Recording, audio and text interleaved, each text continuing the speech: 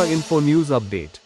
ত্রিপুরার মুখ্যমন্ত্রী ডক্টর মানিক সাহা শুক্রবার জানান, রাজ্যে আরও ১০০টি নতুন এমবিবিএস আসন অনুমোদনের জন্য রাজ্য সরকার সক্রিয়ভাবে চেষ্টা চালাচ্ছে। এই অনুমোদন মিললে ত্রিপুরায় মোট এমবিবিএস আসনের সংখ্যা বেড়ে হবে ৪৫০টি।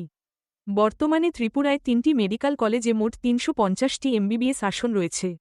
এগুলি হল Agartala government medical college, Tripura medical college এবং ত্রিপুরা শান্তিনিকেতন মেডিকেল কলেজ।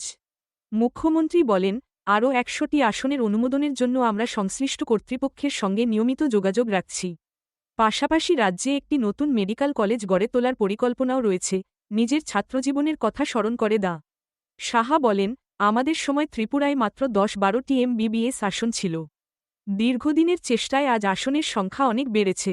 এটি চিকিৎসা শিক্ষার উন্নতিতে সরকারের প্রতিশ্রুতিরই প্রমাণ। তিনি আরও জানান, সিজা হাসপাতালকে জমি বরাদ্দ দেওয়া হয়েছে, যারা রাজ্যে একটি মেডিকেল কলেজ ও একটি সুপার স্পেশালিটি হাসপাতাল গড়ে তুলতে আগ্রহ প্রকাশ করেছে। মুখ্যমন্ত্রী বলেন, বর্তমানে ত্রিপুরা উচ্চশিক্ষার একটি গুরুত্বপূর্ণ কেন্দ্র হিসেবে গড়ে উঠেছে।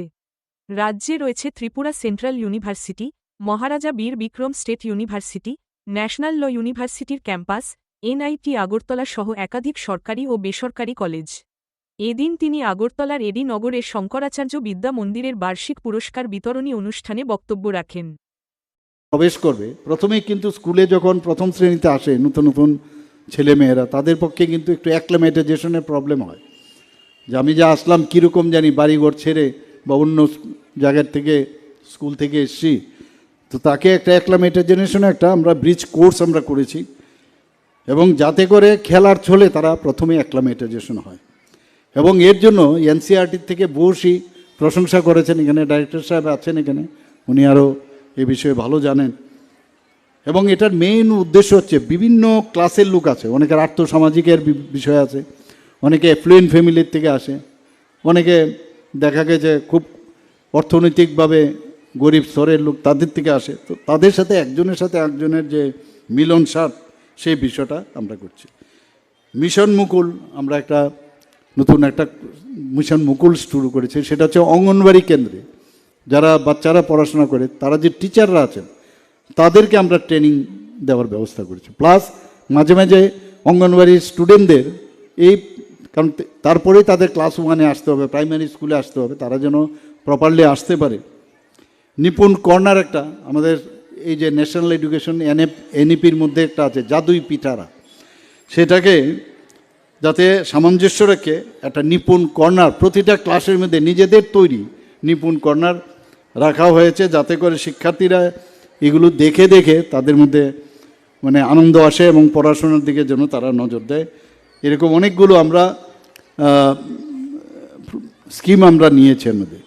শুধু তাই নয়, এই যে টিএলএম, যে টিচিং লার্নিং ম্যাটেরিয়াল, এই যে যেটা আমি বললাম নিপুণ কর্নারে নিজেরা তৈরি করে এই যে টিচিং লার্নিং ম্যাটেরিয়াল, সেটা এত সুন্দর সুন্দর, আমি অনেকবার অনেক জায়গায় ওদের ইয়েতে গেছি।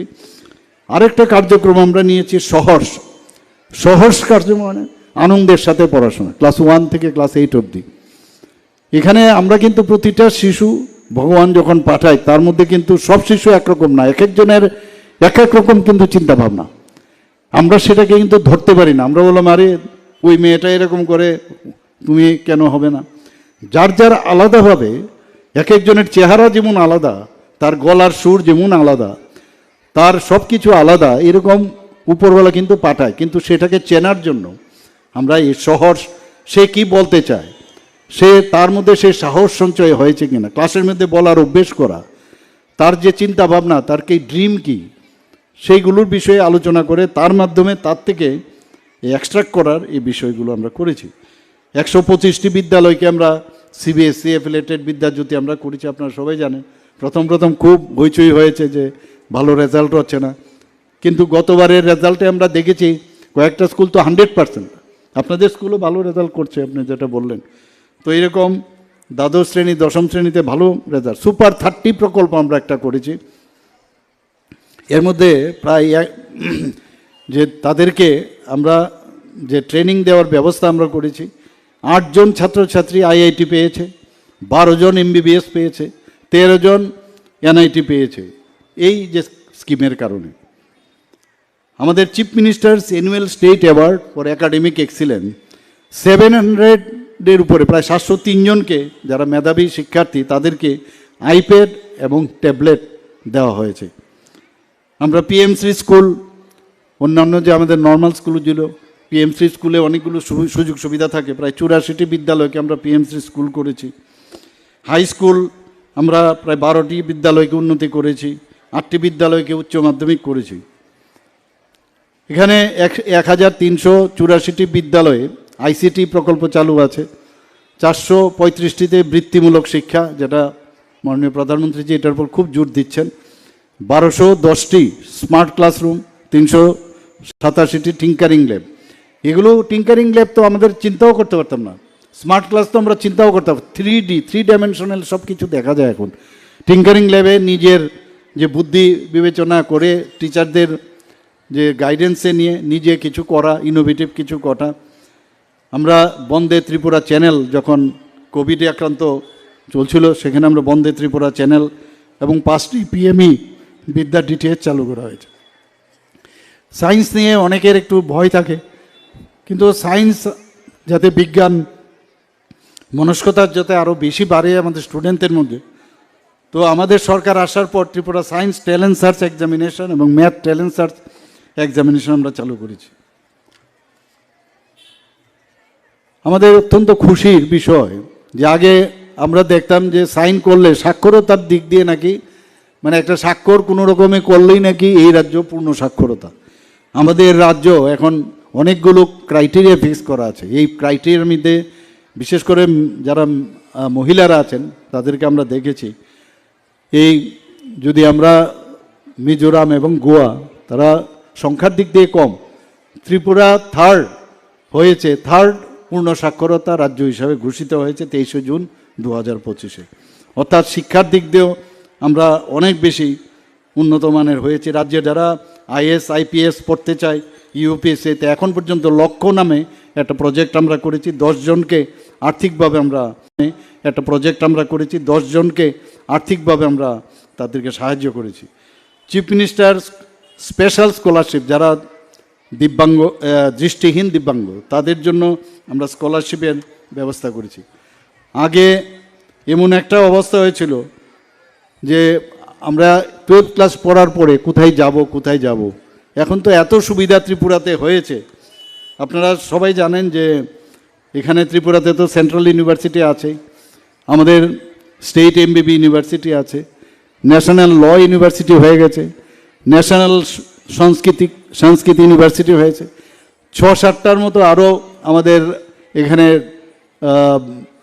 যে প্রাইভেট ইউনিভার্সিটি এসেছে। এখানে মেডিকেল সিট আগে আমাদের সময়ে 10টা থেকে 12টা 13টা ছিল, এখন 350টা মেডিকেল সিট হয়েছে এমবিবিএস, এবং আগামী দিন আরও 100টা সিট হওয়ার জন্য চেষ্টা করছি। আরেকটা মেডিকেল কলেজ, তাদেরকেও আমরা জায়গা দিয়েছি, তারাও বলছে যে সিজা মেডিকেল পর্যায়ক্রমে প্রায় 900 কোটি টাকা ওরা ওখানে পর্যায়ক্রমে তারা নিবেশ করবে এবং সুপার স্পেশালিটি হসপিটাল করবে।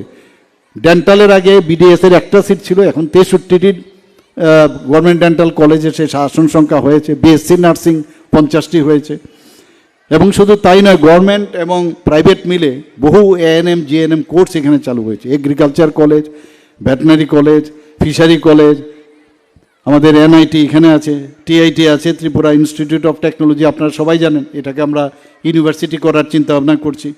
ল কলেজ এখানে আছে, গভর্নমেন্ট তো আছেই, প্রাইভেটও ল কলেজ আছে, জেনারেল কলেজ প্রায় 28টার উপরে, এবং ন্যাশনাল ফরেন্সিক ইউনিভার্সিটি, এরকম অসংখ্য। এখন আমরা মেডিকেল হাব, আবার আমরা চাইছি এখানে একটা এডুকেশন হাব হোক।